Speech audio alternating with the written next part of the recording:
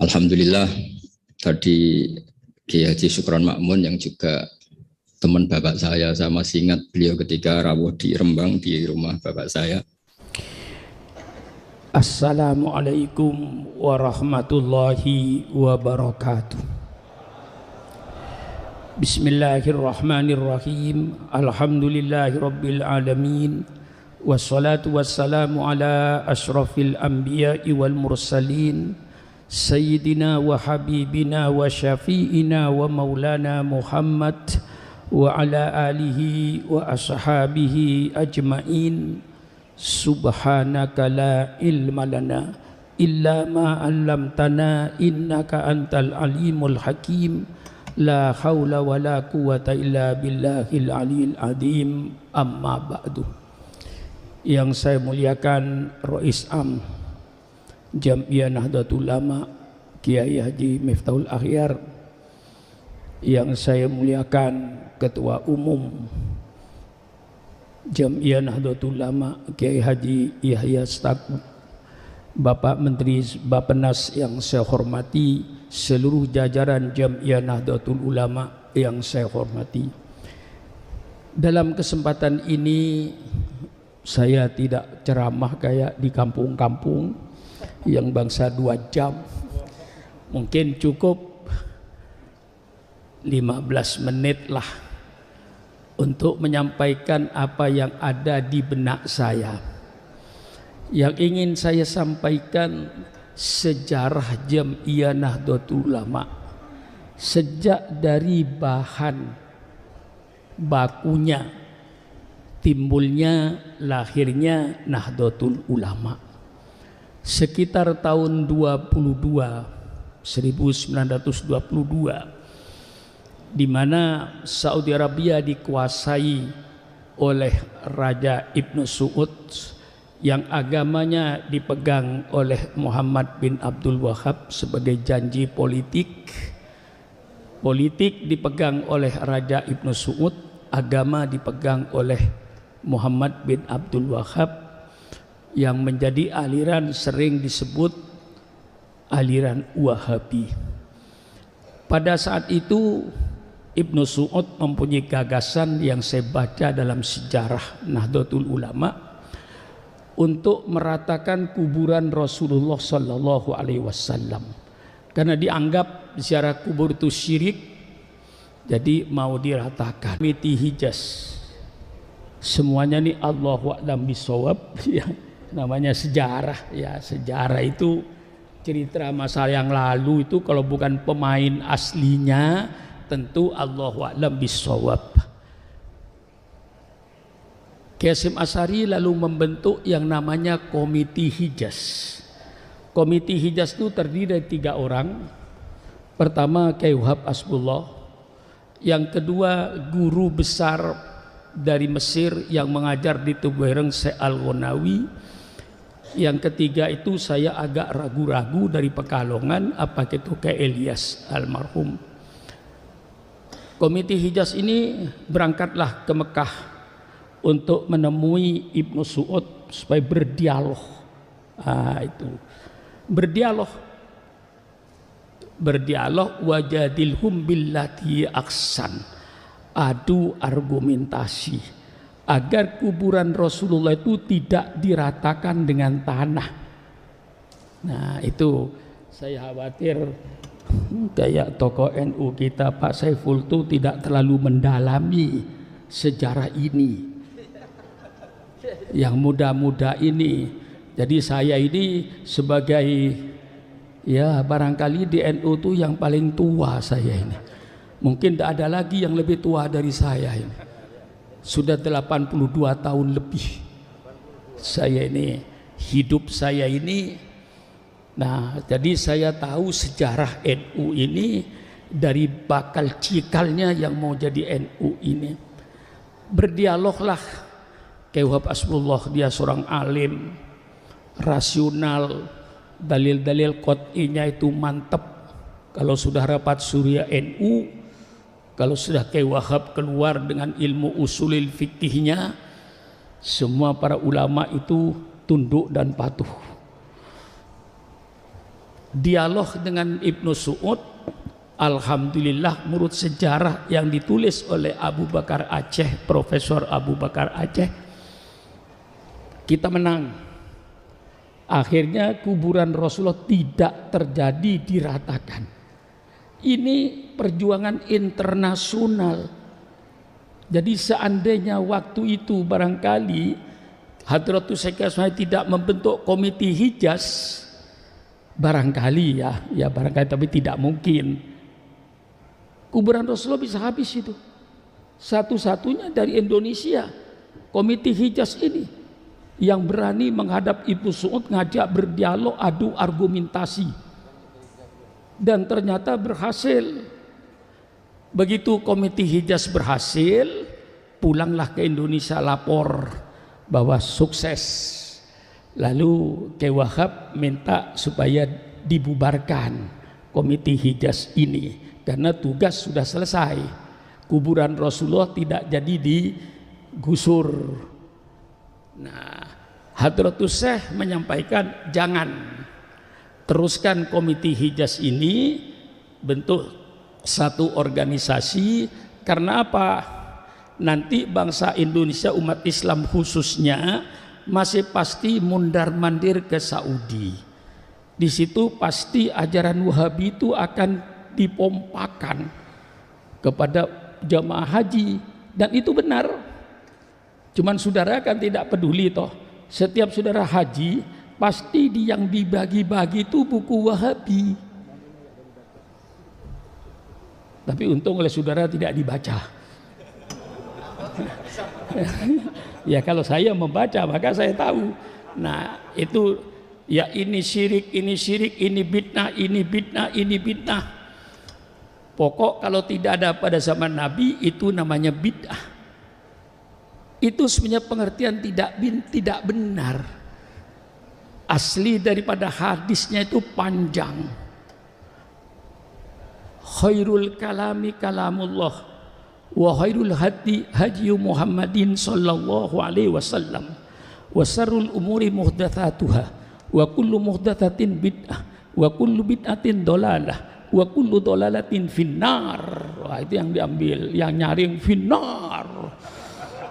Nah, tapi tidak memahami kata-kata muhdatsatun itu dari bahasa Arab ahdatsa yuhditsu. Muhdatsat barang yang diada-adakan, yang tidak ada. Itu nama muhdats. Muhdatsat barang yang diada-adakan, yang tidak ada. Loh, warga NU itu bukan mengada-adakan yang tidak ada, mengada-adakan yang ada. Ya. Mengada-adakan yang ada, bukan mengada-adakan yang tidak ada. Nah, sehingga bid'ah itu menjadi bid'ah mahmudah, bid'ah madmumah, bid'ah yang dipuji, bid'ah yang dicela. Yang mengatakan bid'ah itu ada yang baik itu bukan Syukron Ma'mun. Jangan menghantam saya.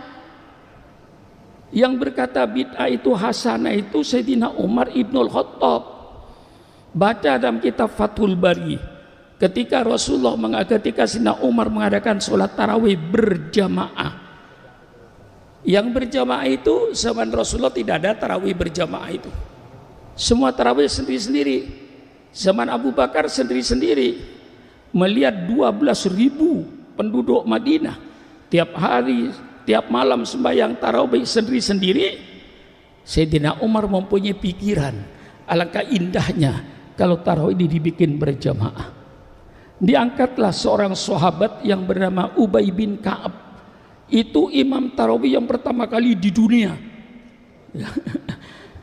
Ubay bin Ka'ab itu imam tarawih yang pertama kali di dunia.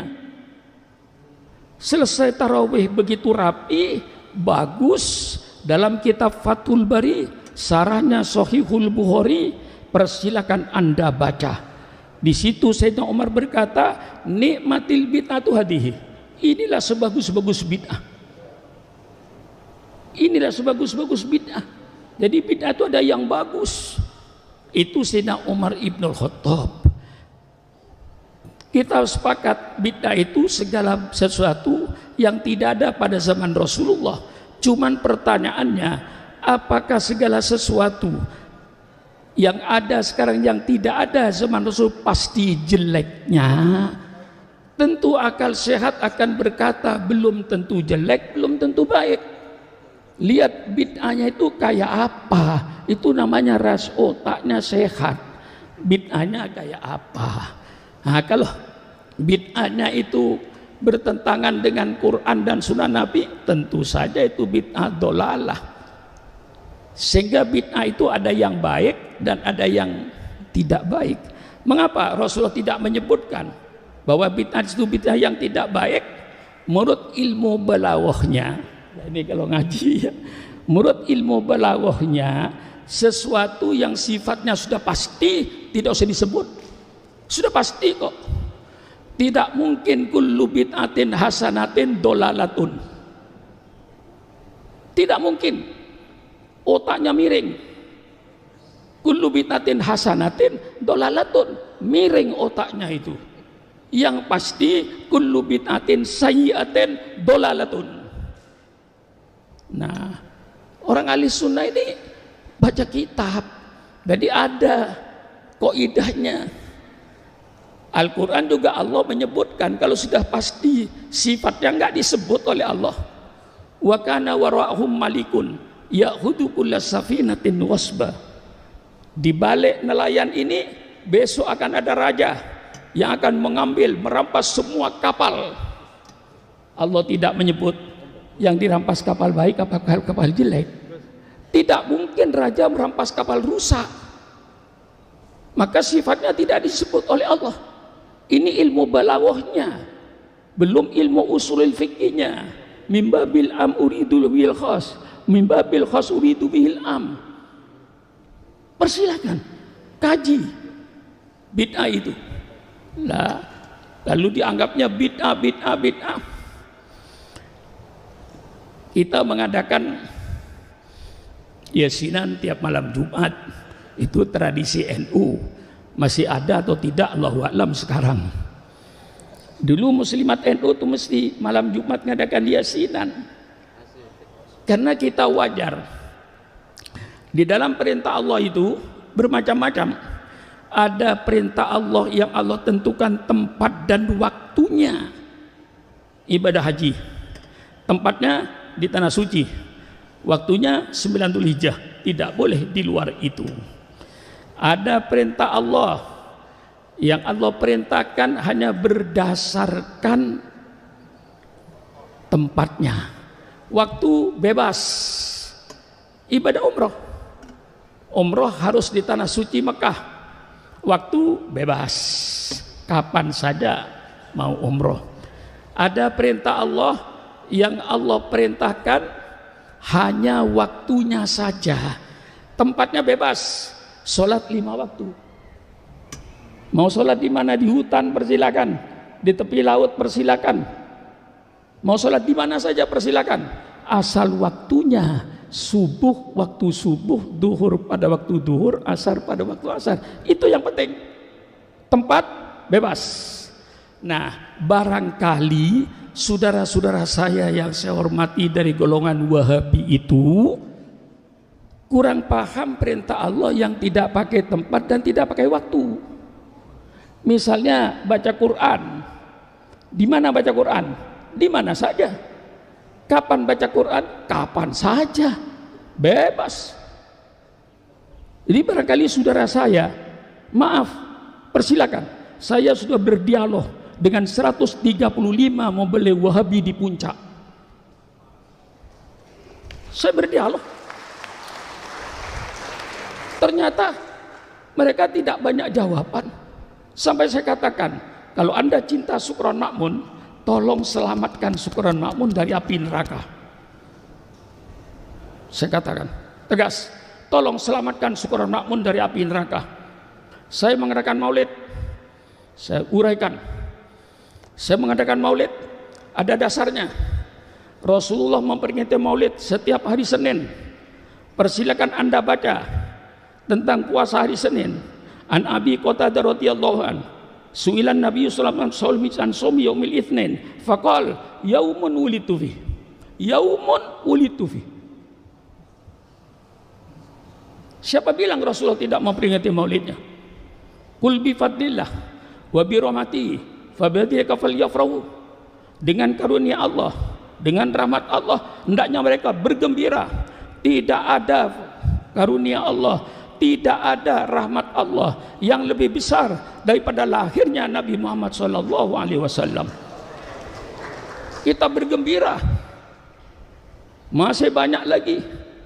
Saya katakan faksusil qasasah la'allahum yatafakkarun. Ceritakan Muhammad oleh engkau sejarah-sejarah itu. Kami mau membaca sejarah Rasulullah pada bulan Maulid ini. Baca sejarah, perintah kata, masih banyak lagi saya uraikan. Dan tidak ada peringatan Maulid yang tidak perintah Allah, yang diadakan oleh ulama. Saya bicara di 135 mubalik-mubalik yang dibayar oleh Saudi Arabia. Saya terbuka demi membela ahli sunnah wal jamaah ini. Saya katakan terus terang, Maulid dibuka dengan baca Al-Quran. Baca Al-Quran perintah Allah apa bukan? Tolong jawab. Setelah baca Quran, baca solawat, ya Rabbi sholli ala Muhammad. Baca solat perintah Allah apa bukan? Tolong jawab. Setelah baca solawat, kita membikin mau'idatul hasanah, mulai sambutan sampai ceramah. Mau'idatul hasanah perintah Allah, doa perintah Allah. Lalu mereka sering kritik kalau maulid terlalu mubadzir, terlalu mewah, paha kambing dipotong. Saya bilang, orang duduk mulai jam 8 maulid sampai jam 12, selesai dikeluarkan nasi, lauknya cuma tempe kecil-kecil. Kira-kira marah apa tidak? Kira Pak Suharso marah nggak kira-kira? Sudah duduk mulai jam 8 maulid, keluar nasi, baunya tempe, di rumah tempe, maulid tempe, lama-lama kita mati dengan tempe. Kita menggembirakan orang. Oh ya, ya di waktu-waktunya ya. Nah, saudara-saudara ini, saya bilang sampai itu menggembirakan orang. Nah, disinilah kita, alhamdulillah, diteruskan komite Hijaz ini bernama Nahdlatul Wathon. Ya, nih mungkin Nahdlatul Wathon ini kelanjutan dari komite Hijaz. Lama bernama Nahdlatul Wathon, belum bernama Nahdlatul Ulama. Kemudian musyawarah di Bubutan Surabaya, kurang lebihnya saya tidak hafal detailnya, sekitar tahun 26 dirobahlah Nahdlatul Wathon menjadi Nahdlatul Ulama. Yang tetap bertahan tidak mau ikut Nahdlatul Ulama Kiai Zainuddin Pancor, Lombok Timur. Sampai sekarang dia pakai Nahdlatul Wathon, dirubah menjadi Nahdlatul Ulama sebagai jamiah. Nah, perlu diketahui mengapa tahun 26 itu berbentuk jamiah, tidak berbentuk partai politik. Ingat saudara, itu zaman Belanda. Kalau saudara bergerak di bidang politik, pasti ditembak oleh Belanda, dibunuh. Karena Belanda ingin menjajah Indonesia. Tidak boleh ada gerakan politik. Yang diizinkan oleh Belanda hanya gerakan keagamaan, sosial keagamaan. Maka NU ngambil jalan supaya tidak dimusuhi Belanda. Berdirilah Jam'iyah Nahdlatul Ulama tahun 1926 hasil musyawarah di Bubutan Surabaya. Walaupun namanya Jam'iyah Nahdlatul Ulama, tapi para ulama mempunyai rasa tanggung jawab terhadap umatnya, sehingga tingkah lakunya tingkah laku politik. Namanya Jam'iyah, tapi tingkah lakunya tingkah laku politik untuk menjelang memperjuangkan kemerdekaan Republik Indonesia. Sehingga dari Nahdlatul Ulama itu menjadi panitia persiapan kemerdekaan, termasuk Pak Wahid Hasyim, Kiai Maskur, dan itu semua masuk di panitia kemerdekaan. Nah berarti ini politik, tapi namanya jamiah, tapi tingkah lakunya politik, memperjuangkan kemerdekaan. Ini saya baca apa adanya yang saya tahu. Saya tidak mau menyembunyikan ilmu kepada generasi muda ini. Ya, Holil Nafis ini mungkin nggak tahu sejarah ini, walaupun tahu mungkin samar-samar. Ya, sekarang saya tandaskan supaya tahu betul NU itu dari mana cikal bakalnya dulu itu. Nah, bergeraklah dalam kemerdekaan, tidak pernah absen. NU dalam memperjuangkan kemerdekaan masuk dalam panitia persiapan kemerdekaan. Merdekalah tahun 45. Begitu merdeka yang punya gagasan Masyumi, insya Allah itu Kiai Wahid Hasyim Nahdlatul Ulama, supaya wajah Islam itu satu partai politik, jangan pecah satu aja. Yang bernama Majelis Surah Muslimin Indonesia Masyumi, itu gagasan dari Nahdlatul Ulama itu. Nah, kerjasamalah di dalam ya itulah namanya politik. Allahu a'lam bishawab. Setelah merdeka lahirlah Masyumi, NU masuk di dalamnya dan yang punya gagasan. Berjalanlah Masyumi ini berjalan, akhirnya terasa oleh NU istilah waktu itu Allahu a'lam bishawab, NU yang tahlilan, mereka yang dapat berkat. Menteri mereka, dirjen-dirjen mereka, NU hampir tidak kebagian. Jadi istilahnya waktu itu yang tahlilan orang NU, begitu pembagian berkat Pak Saiful kagak dapat, gitulah istilahnya. Nah pada akhirnya Kiai Wahab dengan Rasulullah itu berpikir lagi, timbullah muktamar Palembang. Wah, hafal NU saya ini, ngelotok kesuran NU saya ini. Iya, tahun 52 timbullah muktamar NU di Palembang. Keluarlah NU dari Masyumi. Berdirilah sekarang Partai Nahdlatul Ulama. Berdiri Partai Nahdlatul Ulama menjadi partai politik. Waktu itu semua ulama menyatu. Ada di NU semua yang ahli sunnah wal jamaah. Tidak ada yang di luar. Semua ulama ahli sunnah wal jamaah berada di dalam NU. Bersatu. Sehingga waktu itu menjadi partai besar, partai ketiga. Gilirannya PNI nomor 1, Masyumi nomor 2, Nahdlatul Ulama nomor 3, nomor 4 PKI yang selalu berkhianat. Itu sejarah yang menulis, NU hafal khianatnya itu. Nah, keluar jadi partai politik. Nah, kalau jadi partai politik namanya Partai Nahdlatul Ulama. Disitulah sayap-sayapnya hidup. Di setiap kantor Sarbu Musi, Serikat Buruh Muslimin Indonesia, kepunyaan NU. Sarnemi, Serikat Nelayan Muslimin Indonesia, di pantai utara itu semuanya benderanya Partai NU di Tegal mana itu.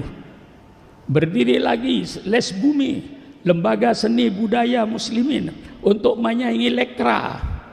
Waktu itu setiap ranting NU mesti punya drum band, sehingga kalau NU keluar geger karena drum bandnya tiap ranting NU punya. Pada waktu itu semangatnya naik. Timbul lagi Perguno, Persatuan Guru Nahdlatul Ulama. Berdiri lagi macam-macam dari organisasi ini, Pertanu, Persatuan Tani Nahdlatul Ulama, semuanya berkembang. Ma'arif berkembang, semua madrasah-madrasah Ma'arif Nahdlatul Ulama. Subhanallah, subhanallah, hebat waktu itu. Semuanya bergerak. Komponen Nahdlatul Ulama bergerak seluruhnya. sampai nelayannya, sampai pertaniannya, sampai perbunuhnya, PMII-nya, PMII-nya, sampai Ibnunya berdiri, kemuslimatnya tampil, fatayatnya tampil, semarak. Sehingga waktu itu NU kalau tidak salah punya kursi 66 kursi di DPR. Lalu pimpinan-pimpinan waktu itu kita bangga, ketua DPR NU, ketua MPR NU, hafal saya, Kiai Haji Ahmad Sayhu, ketua MPR Pak Suban ZE, ketua MPR itu, menterinya, perdana menterinya pernah Idham Khalid, ketua DPR-nya Kiai Haji Ahmad Sayhu, menteri sosial pernah orang NU, menteri keuangan pernah orang NU. Semangat. Berjalanlah 65 timbul pemberontakan PKI, NU paling depan bersama-sama dengan pemerintah untuk memberantas komunis. Saya tidak menghilangkan lembaga-lembaga lain di dalam menumpas PKI, tapi insya Allah yang paling besar kontribusinya kepada pemerintah waktu itu Angkatan Darat adalah pemuda Ansor dengan Bansernya. 65 berjalan, lalu timbullah pemerintahan Orde Baru zaman Pak Harto. Nah disitulah 5 menit. Ya. Alhamdulillah Betul akhir sudah tiba karena macet. Saya 10 menit lagi lah. Ya, kan. Sudah online dari tadi. Oh iya ya. Sudah Rabu juga. Ya. Sudah, saya persingkat lah. Ya. Ya, karena supaya sejarah NU ini tuntas gitu loh. Generasi muda itu ngerti. Selamat datang Kiai Miftahul Akhyar.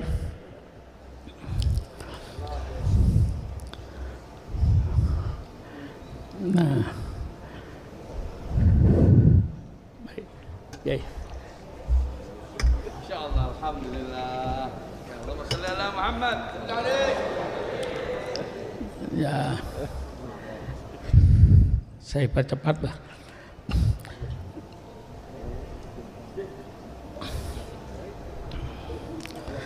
Tahun 73 politik waktu itu, enggak tahu saya Pak Saiful masih di mana tahun 73 itu. Jombang. Masih sudah lahir tapi. Sudah lahir. Oh, sudah lahir tapi. Masih kecil ya? Masih kecil. Ya. Tahun 73 keadaan politik di bawah Pak Harto. Politik dibonsai. Artinya dibonsai, Golkar harus 60% dari pusat sampai ke daerah. Yang 40% dibagi dua. Waktu itu PDI dengan Partai Persatuan Pembangunan dibagi dua, yang 40%, 60% itu pasti Golkar. Kiai Wahab dengan Pak Idham dan seluruh Surya Endo rapat mempertimbangkan daripada kita gagal dua. Waktu itu politik gagal, sedangkan NU mengadakan haul dilarang, mengadakan maulid dilarang, mengadakan Isra Mi'raj dilarang, mengadakan maulidan dilarang, apalagi kalau pembicaranya Sukron Makmun sudah pasti dicoret. Musuh nomor 1 waktu itu Sukron Makmun itu pasti. NU mengadakan haul, siapa penjara? Sukron Makmun, coret, ganti yang lain. Begitu kerasnya dan kejamnya waktu itu. Saya yang merasakan kejamnya Golkar pada waktu itu, bukan Golkar sekarang. Golkar sekarang sudah berbeda dengan Golkar dulu. Golkar dulu saya yang merasakan. Lalu pertimbangan NU, daripada politik gagal, Nahdlatul Ulama gagal dalam menjalankan haul, maulidan, Isra Mi'raj gagal, dilarang. Lebih baik, ayo, ya strategi, bukan tujuan. Strategi, yuk kita kembali ke Hitoh supaya nggak diganggu. Kembali ke Hitoh supaya tidak diganggu. Bukan tujuan pokok itu, supaya tidak diganggu. NU supaya selamat. Politik pindah ke P3. Jadi pendiri P3 itu semua ulama NU pendiri P3. Ulama sepuh NU seluruhnya, tidak ada terkecualinya, adalah pendiri P3. Ulama NU seluruhnya, termasuk pendiri P3, politik ke P3, NU aman, tahlilan aman, maulidan aman, karena jamiah bukan politik. Asalnya hal NU nggak boleh politik, maulidan NU politik, Isra Mi'raj NU politik. Apalagi pembicaranya Syukron Makmun, sudah pasti itu tidak ada izin. Saya merasakan waktu itu saya paling depan tahun 71, Jurkam NU tahun 71, bukan P3, Jurkam NU. Lah ini sejarah. Jadi kembali ke tahun 26 itu Pak Saiful, strategi supaya tidak dilarang marhabanan, tidak dilarang tahlilan, tidak dilarang hol. Orang NU dengan politik, insya Allah kayak air dengan ikan. Nah, maka alhamdulillah sekarang mari kita kelompok Jamiah Nahdlatul Ulama, mari kembali. Saya cuman sebagai penutup. Kalau semua pikirannya, perbaharui niat Anda. Semua pengurus perbaharui niatnya. Mari kita niat menghidupkan NU, bukan mencari hidup di NU.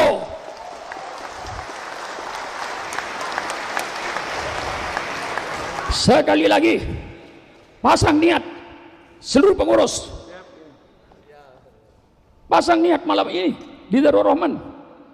Saya mau menghidupkan NU, bukan mencari hidup di NU. Kalau semua orang NU mau menghidupkan NU, insya Allah NU hidup. Pasang niat, apa yang saya akan berikan ke NU, bukan apa yang saya ambil dari NU. Ini yang menghancurkan NU yang seperti ini nih. Maaf, yang menghancurkan NU apa yang saya peroleh dari NU, bukan apa yang saya berikan kepada NU. Apa terlalu keras? Hah? Apa? Saudara kok diem? Iya, ini saya tanamkan apa yang saya berikan kepada NU, bukan apa yang saya ambil di NU. Kalau ini menjadi sumber saudara, niat saudara, insya Allah NU hidup. Menghidupkan NU, bukan mencari hidup di NU. Insya Allah kalau NU-nya hidup, yang menghidupkan bisa numpang hidup.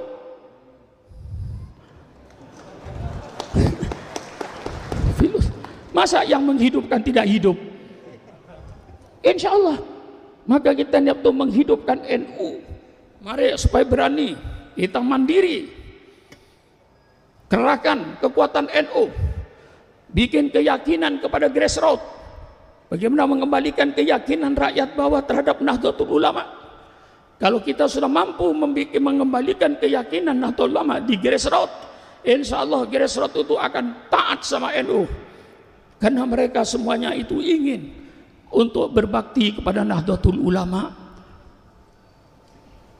NU itu kalau nanti dikerahkan Kiai Miftah, kita akan menjadi NU yang mandiri, tidak ada ketergantungan pada orang lain. Bagaimana caranya? Mari kita kerahkan dana nasional, gerakan semua ulama, gerakan semua mubaligh, setiap berpidato maulid gelar sorban.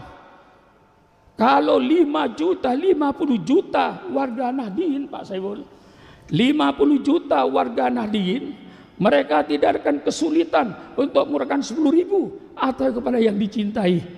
Bagaimana rakyat supaya cinta kembali pada Nahdlatul Ulama? Kalau dia sudah cinta sama Nahdlatul Ulama, dia akan berjuang, akan mengorbankan hartanya. Kalau 10.000 tiap orang Nahdlatul Ulama kali 50 juta, insya Allah 500 miliar terkumpul duit. Mau apa Kiai Yahya? Mau ke apa?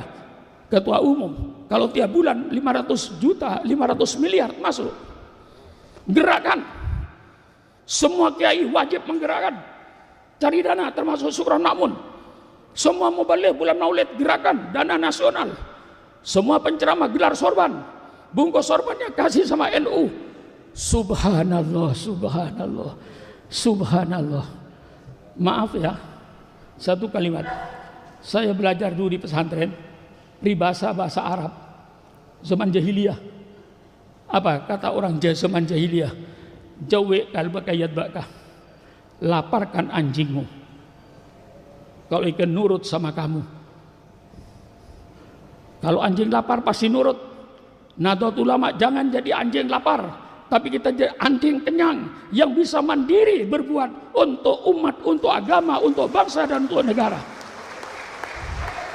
Maka Kiai Wahab kasih garis ketika partai politik, garisnya Kiai Wahab dalam politik tidak ada istilah oposisi bagi Partai Nahdlatul Ulama. Partai Nahdlatul Ulama selalu bekerja sama dengan pemerintah yang sah dalam rangka amar ma'ruf nahi mungkar, bukan bekerja sama jadi bebek, tapi amar ma'ruf nahi mungkar di dalam bekerja sama dengan pemerintah. Kurang lebihnya saya minta maaf. Wassalamualaikum warahmatullahi wabarakatuh.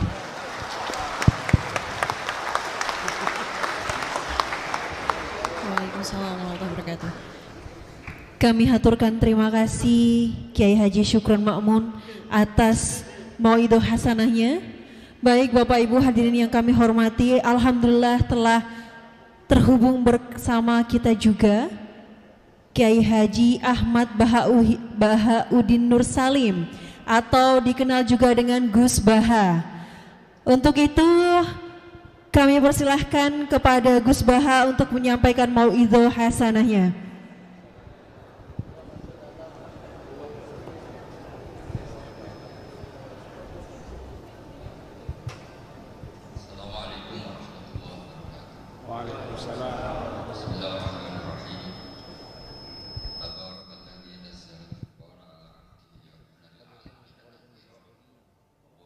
Wa barik ala sayyidina Maulana Muhammadin wa ala alihi wa sahbihi asmin nama ba'du.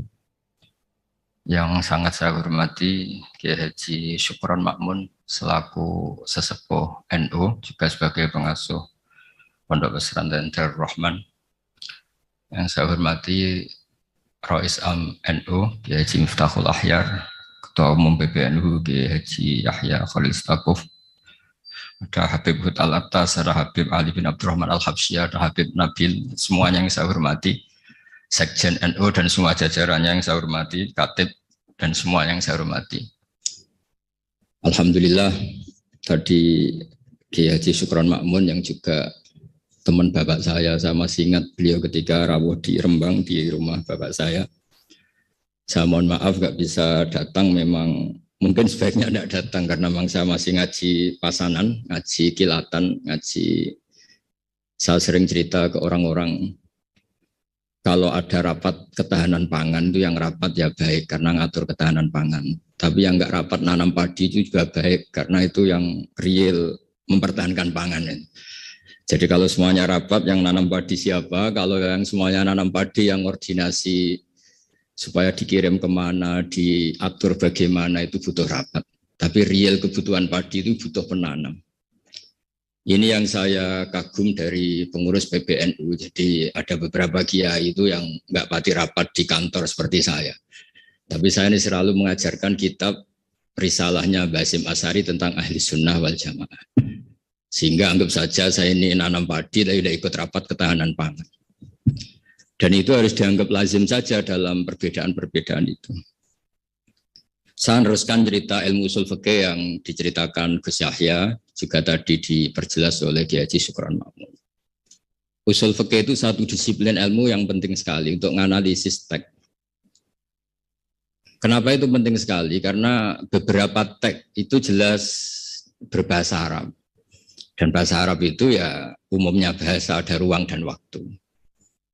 Sehingga ada beberapa cerita termasuk yang disebut terkenal sekali oleh Sayyid Muhammad, Abu Ya Sayyid Muhammad bin Alawi Al-Maliki. Jika semua bid'ah itu jelek hanya karena Rasulullah tidak mengajarkan atau belum mengajarkan, maka cerita seperti ini enggak terjadi. Suatu saat itu ada sahabat, entah saking kangennya Allah entah gimana. Ketika iktidal itu baca Rabbana lakal hamdu hamdan katsiran thayyiban mubarakan fi. Itu tidak lazim karena selama ini Nabi ngajarkan Rabbana lakal hamdu mil as-samawati wa mil al-ardi wa mil ma syi'ta min syai'in ba'du. Atau yang terkenal dibaca Rafa Rabbana lakal hamdu mil as-samawati wa mil al-ardi wa mil ma syi'ta min syai'in ba'du. Lalu karena itu enggak lazim, setelah sholat Nabi tanya, ayyukumul qail, dari kalian semua ini yang melafadzkan kalimat itu siapa? Semuanya diam. Karena takut disalahkan Rasulullah SAW. Semuanya diam, tapi setelah akhirnya Nabi ngendikan, fa inni ra'aitu isnataya asyara malakan yabtadiruna ayyuhum yaktubu awwalu. Saat tadi melihat 12 malaikat, mereka berebut sekali untuk mencatat kalimat itu. Kalimat itu begitu indah sehingga 12 malaikat tadi berebut ingin mencatat. Terus pemuda tadi atau orang tadi bilang, ha anada ya Rasulullah, tadi yang lafadzkan itu saya. Itu tidak ada sabkut ta'lim, tidak ada pengajaran dahulu dari Rasulullah SAW. Tapi itu direspon oleh malaikat. Dan tentu disetujui oleh Rasulullah SAW. Maka ini satu kepastian bahwa tidak semua bid'ah, tidak semua hal yang baru itu dolalah atau sayyi'ah. Begitu juga ada sahabat. Dan ini yang ditiru NU seluruh Indonesia.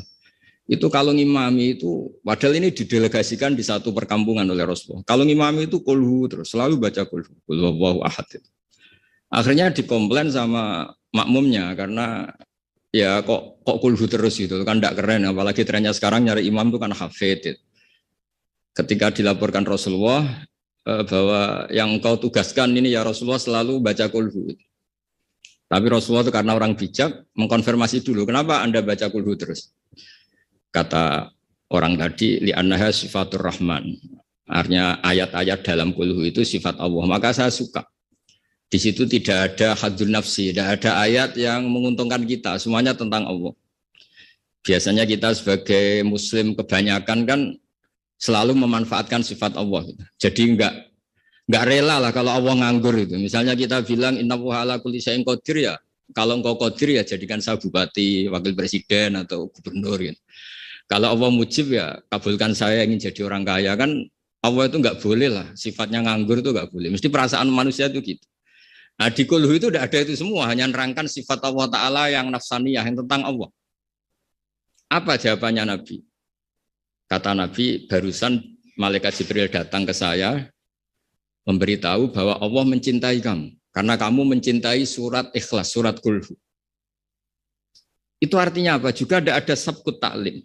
Bahkan terkonfirmasi dulu. Nabi mengiyakan setelah tanya. Nyatanya itu dibenarkan. Jadi ada sekian bukti bahwa ubudiyah atau ibadah atau perilaku sosial yang tidak ada sabkut taklim, tapi kemudian Nabi membenarkan. Cerita ketiga, saya ini keluar dari yang saya bayangkan. Saya bayangkan itu kan ya cerita-cerita nuzulul Quran, tapi sebagai adaban sama Kiai Haji Syukron Makmun yang cerita usul fikih saya teruskan. Memang tadi Gus Yahya juga cerita sanad. Saya ngaji di Kiai Haji Maimun Zubair dan bapak saya seorang hafidz juga ajar. Kiai Maimun itu putra Mbah Zubair. Mbah Zubair itu dulu pakar usul fikih. Beliau dulu ngaji sama Mbah Fakih Mas Kumambang, dulu wakil Rais Akbar. Kiai Fakih Mas Kumambang ini angkatannya Mbah Hashim ketika ngaji di Said Abi Bakar Sato. Ngaji Syekh Mahfud dulu, Syekh Mahfud Termas. Syekh Mahfud Termas ini ngaji sama Said Abi Bakar Sato. Said Abi Bakar Sato ngaji sama Said Zaini Tahlan sampai Syekh Utsman Ad-Dimyati sampai musalsal ila Rasulillah SAW. Sehingga ketika Pak Syukron Makmun cerita usul fikih, saya terus menjadi ingat ketika ngaji Jamul Jawame, ngaji Lubul Usul, beberapa kitab yang menjadi keharusan untuk meneliti teks-teks Quran hadis. Cerita ketiga, dan ini terakhir karena apa ya, selain materi saya juga enggak yang saya bayangkan ya, memang saya tidak bisa datang ke sana. Ketika Rasulullah SAW cerita, saya melihat surga, kemudian dengar derap sandal itu. Sandal klompen itu. Terus Nabi tanya, ini sandal siapa kok sudah di surga, suara siapa? Dijawab itu suara Bilal. Walhasil terus Bilal ditanya, kenapa engkau begitu cepat masuk surga, apa resep kamu? saya tidak pernah wudhu kecuali setelah itu saya sholat. Akhirnya jadilah syariat sunat rokatail wudhu. Ada sholat sunat disebut sunat rokatail wudhu. Dan lagi-lagi dibenarkan oleh Rasulullah SAW. Sehingga cerita-cerita seperti ini mengilhami semua kreasi-kreasi ibadah yang tidak mahdhah dan tidak merubah pakem dari kaidah yang disebut Rasulullah SAW. Maka itu disebut bid'ah hasanah. Dari segi baru bisa disebut baru, tapi dari segi sesuai al-qawaid al-muqarrarah tetap disebut itu hasanah. Sehingga Islam ini ittasa'afakuh, Islam ini cakrawalanya luas sekali. Sebab itu ketika Rasulullah SAW intaqala ila rafiqil a'la, ya, bahasa halusnya wafat itu intaqala ila rafiqil a'la. Ada khilafah yang dipilih konsensus, yaitu Abu Bakar As-Siddiq. Ada khilafah yang ditunjuk, yaitu Umar bin Khattab. Ada khilafah yang ditentukan ahli syura, yaitu Utsman bin Affan. Ada khilafah yang dipilih lagi oleh syura, yaitu Sayyidina Ali karramallahu wajhah. Dan semuanya itu juga akhirnya ijtihad. Dan ijtihad itu sangat luas di ranah usul fikih. Saya beri contoh misalnya dulu sahabat begitu mencintai Madinah. Karena itu Madinah itu Rasulullah SAW. Muhajiru Rasulullah, tempat hijrahnya Rasulullah. Tapi Sayyidina Ali itu akhirnya pindah di Irak, di Kufah. Karena beliau ingin nasrul ilm. Jadilah Kufah melahirkan Baghdad yang menjadi Qubbatul Islam. Di situ lahir ulama-ulama top termasuk Sultanul Ulama Syekh Abdul Qadir Jilani. Imam Syafi'i pernah hidup di Baghdad. Semua ulama besar pernah hidup di Kufah, di Basra, di Baghdad. Sehingga di Kufah zaman itu jadi markazul ilm. Di Basra juga sama jadi markazul ilm. Lahirlah Hasan Basri, lahirlah ulama-ulama top. Karena barokahnya nasrul ilmi yang digerakkan Sayyidina Ali karramallahu wajhah. Tapi banyak juga orang yang nggak ingin Madinah itu kosong. Lahirlah Imam Malik yang nggak pernah meninggalkan Madinah. Nah, sisi pandang yang berbeda ini ya karena barokahnya usul fikih, ada illatul hukmi, ada alasan kenapa hukum ini terbentuk. Sehingga barokahnya pemikiran-pemikiran itu kita nggak pernah kering, nggak punya pakar-pakar usul fikih yang saya tahu, misalnya Mbah Zubair punya murid Kiai Haji Sal Mahfud yang ngarang kitab Thariqatul Fusul. Itu juga berkat beliau ngaji sama Mbah Zubair, zaman itu ngaji Jamul Jame, ngaji Lubul Usul. Akhirnya setelah Mbah Zubair mewakili Mbah Fakih Mas Kumambang, mewakili Mbah Mahfud Termas, kemudian mewakili Sayyid Abi Bakar Sato, juga mewakili dari abahnya namanya Mahfud bin Abdullah bin Abdul Manan. Ki Abdul Manan ini yang orang pertama Indonesia yang di Al-Azhar di Mesir, sehingga di kedutaan Mesir orang Jawa pertama alim alama yang di sana namanya Syekh Abdul Manan. Itu ngaji sama Sohibul Ithaf yang punya Syarah Ihya, namanya Ithafus Sadatil Muttaqin, Ithafus Sadat Al-Muttaqin. Itu kitab yang luar biasa karena Ihya dikarang 600 tahun yang lalu itu tidak ada yang berani mensarai. Dikarang oleh Hujjatul Islam, kitab legenda. Itu yang menyarai pertama adalah Said Murtado Az-Zabidi, gurunya Ki Abdul Manan. Ki Abdul Manan itu mbahnya Syekh Mahfud. Jadi Ki Abdul Manan punya putra Ki Abdullah, punya putra Ki Mahfud. Ki Mahfud ini punya putra namanya Muhammad. Nah, Gus Muhammad ini yang mulai hidup lagi di Indonesia, di Betengan Demak. Lalu Syekh Ithaf ini, Sayyid Zabidi, ini nganalisis ilmu itu luar biasa. Ini yang al-ilmu bidiroyah. Di luar riwayat itu ada al-ilmu bidiroyah. Kita tahu tadi dawuh Pak Sukron, kita madaih, kita maulid, dan maulid itu luar biasa. Di situ ada sejarah Rasulullah, ada sholawatan, ada semuanya.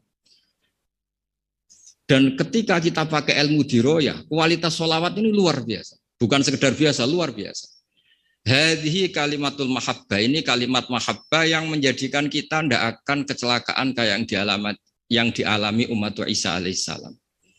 Yaitu Rasulullah SAW ini jadi nabi setelah Nabi Isa alaihissalam. Di mana orang yang senang sekali sampai memposisikan di atas kapasitas sebenarnya, sampai menuhankan. Yang benci juga benci sekali sampai menuduh yang macam-macam. Akhirnya apa? Umatnya Nabi ini dikelola oleh kalimat sholawat. Yaitu umatnya Nabi itu begitu mencintai Nabinya, sangat-sangat mencintai, tapi tidak pernah sampai menuhankan. Itu apa? Yaitu kalimat sholawat, kata Sayyid Zabidi. Allahumma sholli ala habibika abdika rasulika Muhammad. Kita minta Allah sebagai pemberi. Rasulullah apapun hebatnya, beliau adalah seorang hamba kekasihnya sebagai penerima. Maka kata Said Zabidi, wa Muhammadun Rasulullah wa injalla qadruh muhtajun ila rahmatihi subhanahu wa ta'ala. Apapun hebatnya Rasulullah sallallahu alaihi wasallam, beliau tetap seorang hamba yang butuh rahmatnya Allah Ta'ala. Sehingga hadil kalimah ini kalimah yang memantapkan umat Islam tetap memposisikan la ilaha illallah sebagai Tuhan, Muhammad Rasulullah sebagai yang paling dikasih Tuhan, yaitu dikasih Allah Subhanahu wa Ta'ala. Sehingga kalimat sholawat ini berkat analisis diroyahnya Said Zabidi menjadi kalimat yang luar biasa. Bukan sekedar kalimat mahabbah, bukan sekedar kalimat yang menjadikan kita berhak dapat syafaatnya, juga kalimat yang memantapkan tauhidnya umat Islam, yaitu la ilaha illallah Muhammadur Rasulullah, yaitu Allah sebagai al-mu'ti, sebagai pemberi, Nabi sebagai penerima. Jadi Allah tetap sebagai Tuhan yang memberi rahmat, memberi sholawat, memberi askat tahiyat, memberikan anmal barokat, semua yang terbaik diberikan sama kekasihnya terbaik, yaitu Rasulullah SAW. Disebut hadis sholawat itu syihotul mahabbah, juga syihotul tauhid, juga syigot yang menjadikan kita tidak akan mengalami kayak yang dialami oleh umatnya Nabi Isa alaihissalam. Jadi sanad-sanad ini penting. Ya seperti Gus Yahya ini saya tahu beliau putra Kiai Khalil, juga teman bapak saya, cucu dari Kiai Bisri. Kiai Bisri itu menantu Kiai Khalil Harun yang dulu gurunya Kiai Makhrus Lirboyo. Mbak Khalil Harun ini dulu ngaji sama kakaknya namanya Mbak Umar Harun. Sama-sama di Mekah menangi namanya Sayyid Umar Sato, kakaknya Sayyid Abi Bakar Sato Sohibul Yana. Ya kemudian sanad berlanjut ke Sayyid Zaini Dahlan sampai ila Rasulullah SAW. Jadi saya senang sekali tadi ketua PBNU kok ngaji lagi, senang saya dalil-dalil inna hadal ilma dinun fangduru aman tak khuduna dinakum. Senang sekali. Ya saya hafal lah wong ya saya ini kan kata orang banyak pantas-pantas saya hafal karena saya ini kiai tukang ngaji gitu. Jadi ya pantas saya hafal. Yang jarang ngaji aja hafal, masa yang sering ngaji udah hafal. Jadi pantas-pantasnya itu hafal. Tapi memang harus hafal ya, semua tokoh-tokoh NU harus hafal bahwa inna hadal ilma dinun fangduru aman tak khuduna dinakum. Ilmu itu agama. Kamu lihat kamu ngambil dari mana? Dulu Imam Bukhari itu kalau mau ngajar, mau ngaji atau mau ngambil ilmu atau mau apa saja. Karena ngajar juga harus memberikan pada yang kompeten, mengambil ilmu juga harus ngambil dari yang kompeten. Itu dulu cerita semestinya itu khimar, tapi di Jawa diganti ayam, enggak tahu saya. Pergantian itu karena orang Jawa lebih gampang. Diganti ayam cerita di Jawa, sebenarnya itu khimar. Khimar dipanggil sama syekh. Ya entah pakai rumput atau apa, terus datang khimar itu. Setelah datang dipegang, terus kata Imam Bukhari, ini bohong pada khimar, ini enggak berhak jadi guru saya, ini bohong sama hewan, berarti enggak sikoh. Ya.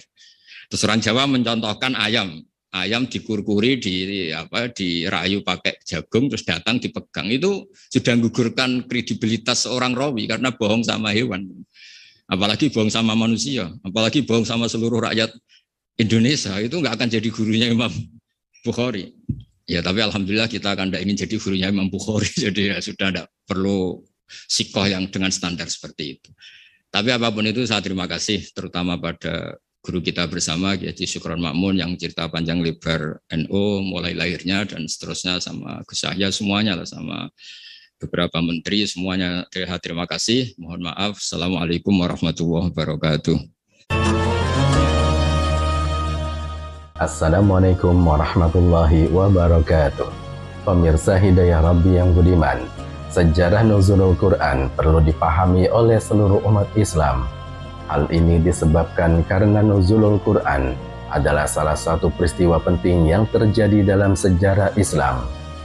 Nuzulul Quran adalah peristiwa penting yang diperingati setiap tanggal 17 Ramadan.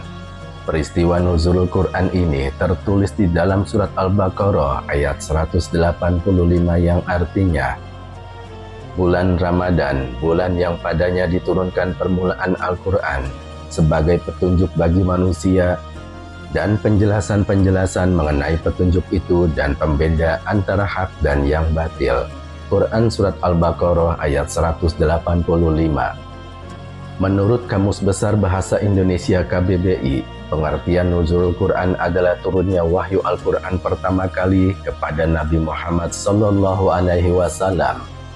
ketika beliau menyepi di Gua Hira pada tanggal 17 Ramadan pada usia beliau yang ke-40 tahun. Pada malam nuzulul Quran, umat Islam berlomba-lomba mencari berkah dengan amalan-amalan baik. Malam nuzulul Quran selalu diisi dengan doa, ceramah atau kajian khusus bertema nuzulul Quran. Nuzulul Quran juga diperingati dalam bentuk acara-acara seperti qasidah, pentas seni maupun acara syukuran. Selain berdoa, membaca Al-Quran, bersolawat, dan ada berbagai amalan lain yang bisa kita lakukan di malam nuzulul Quran ini. Berikut Hidayah Robi rangkum dari berbagai sumber tentang sejarah nuzulul Quran. Pemirsa Hidayah Robi yang budiman, salah satu pelajaran penting yang harus diketahui oleh umat Islam adalah mengetahui tentang sejarah diturunkannya Al-Quran. Dengan mengetahuinya, kita akan tahu waktu diturunkannya Al-Quran, cara turunnya, dan bagaimana sejarah Nabi Muhammad SAW ketika menerimanya. Al-Quran merupakan firman Allah Azza wa Jalla yang diturunkan kepada Nabi Muhammad SAW untuk dijadikan petunjuk olehnya dan semua umatnya agar bisa mengetahui serta bisa memilih yang benar dari yang salah, yang hak dari yang batil. Selain itu, Al-Quran merupakan mukjizat paling agung yang diterima oleh Nabi Muhammad SAW.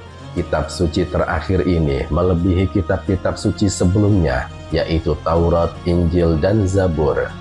Syekh Muhammad Sayyid At-Tantawi dalam karya tafsirnya mengatakan bahwa firman Allah Subhanahu wa Ta'ala yang agung ini diturunkan kepada Nabi Muhammad SAW melalui beberapa tahap.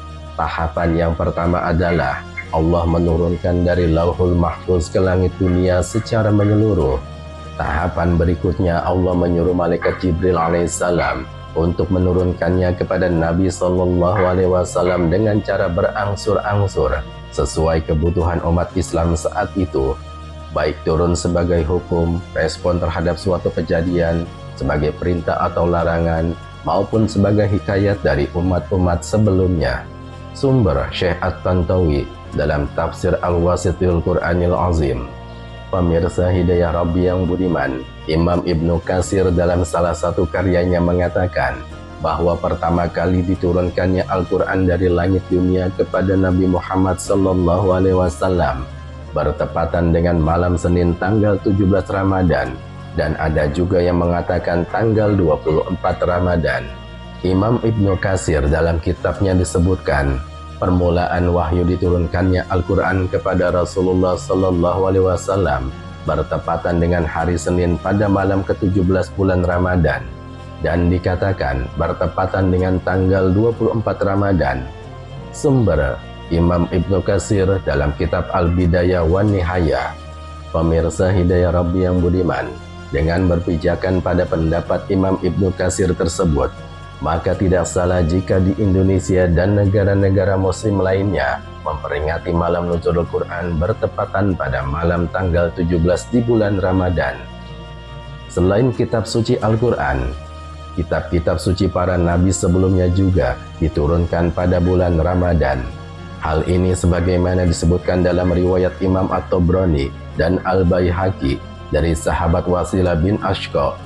Nabi Muhammad SAW bersabda yang artinya, Mushaf Nabi Ibrahim alaihissalam diturunkan pada pertama bulan Ramadan, kitab Taurat diturunkan pada hari ke-6 Ramadan, Injil diturunkan pada tanggal 13 Ramadan, Zabur diturunkan pada tanggal 18 Ramadan, Al-Quran diturunkan pada tanggal 24 Ramadan. Hadis riwayat At-Tabrani dan Al-Baihaqi dalam kitab Su'abul Iman, dan Imam Al-Asbihani dalam kitab At-Tarqib. Pemirsa Hidayah Rabbi yang budiman, menurut sebagian ulama, Al-Quran diturunkan pada bulan Ramadan bertepatan dengan malam Lailatul Qadar. Sebagaimana disebutkan dalam surat Al-Qadar, Allah Subhanahu wa Ta'ala berfirman yang artinya, sesungguhnya kami telah menurunkannya Al-Quran pada malam Qadar, dan tahukah kamu apakah malam kemuliaan itu? Malam kemuliaan itu lebih baik daripada 1000 bulan. Quran Surat Al-Qadar ayat 1-3. Menarik untuk diulas alasan kenapa Al-Quran diturunkan bertepatan dengan malam tersebut, serta kitab-kitab suci para nabi sebelumnya juga diturunkan pada bulan Ramadan. apa sebenarnya hikmah yang terkandung di dalamnya. Pemirsa Hidayah Rabbi yang budiman, Syekh Shihabuddin Al-Husaini Al-Alusi dalam salah satu karya tafsirnya menjelaskan bahwa semua itu untuk menunjukkan kemuliaan dan keagungan Al-Quran. Sebab pada malam tersebut bertepatan dengan diturunnya Al-Quran yang mulia melalui malaikat Jibril yang mulia, diberikan kepada Nabi Sallallahu Alaihi Wasallam yang mulia, serta untuk menghormati umat yang mulia. Dalam kitabnya disebutkan, Al-Quran yang memiliki kemuliaan diturunkan pada malam tersebut melalui malaikat yang memiliki kemuliaan untuk diberikan kepada Rasul yang memiliki kemuliaan karena umat yang memiliki kemuliaan. Sumber Al-Alusi Ruhul Ma'ani fi Tafsiril Quranil Azim Wasab'il Matsani. Pemirsa Hidayah Rabbi yang budiman, dengan demikian tidak heran jika bulan Ramadan ini kita sebut dengan bulan Al-Quran, karena pada bulan ini merupakan malam diturunkannya ayat pertama Al-Quran kepada Nabi Muhammad Sallallahu Alaihi Wasallam. Tidak hanya Al-Quran, kitab-kitab suci para nabi sebelumnya pun juga diturunkan pada bulan mulia ini. Karenanya semangat untuk membaca Al-Quran harus benar-benar kita lestarikan agar kita semua bisa meraih kemuliaan tersebut. Pemirsa Hidayah Rabbi yang budiman, setelah mengenali sejarah nuzulul Quran, kita tentunya perlu memahami amalan apa yang dapat dilakukan seseorang muslim dalam menyambutnya. Diriwayatkan dalam hadis Imam Bukhari, dahulu malaikat Jibril senantiasa menjumpai Rasulullah pada setiap malam Ramadan, dan selanjutnya ia membaca Al-Quran bersamanya. Amalan yang bisa dilakukan di malam nuzulul Quran yang pertama adalah istiqomah membaca Al-Quran. Setidaknya cobalah khatam membaca Al-Quran 1 kali selama bulan Ramadan ini. Kedua, i'tikaf. Selanjutnya, amalan yang dilakukan di malam nuzulul Quran adalah melakukan i'tikaf atau berdiam diri di masjid pada malam hari. Melakukan i'tikaf sebagai amalan yang dilakukan di malam nuzulul Quran bukan berarti hanya diam dan tidur-tiduran saja di masjid, namun mengisi malam tersebut dengan kegiatan berzikir kepada Allah Subhanahu wa Ta'ala ataupun membaca Al-Quran. Amalan nuzulul Quran yang ketiga adalah memperbanyak sholat malam. Selanjutnya, Anda bisa juga mengisi malam nuzulul Quran dengan memperbanyak sholat malam dan berdoa. Amalan yang dilakukan di malam nuzulul Quran ini bisa membuat lebih menghayati betapa sakral dan pentingnya peristiwa turunnya Al-Quran yang menjadi pedoman seumur hidup bagi umat Islam ini. Pemirsa Hidayah Rabbi yang budiman, pada malam nuzulul Quran, Anda juga dapat berzikir hingga melantunkan ayat Al-Quran. Berikut salah satu contoh doa nuzulul Quran.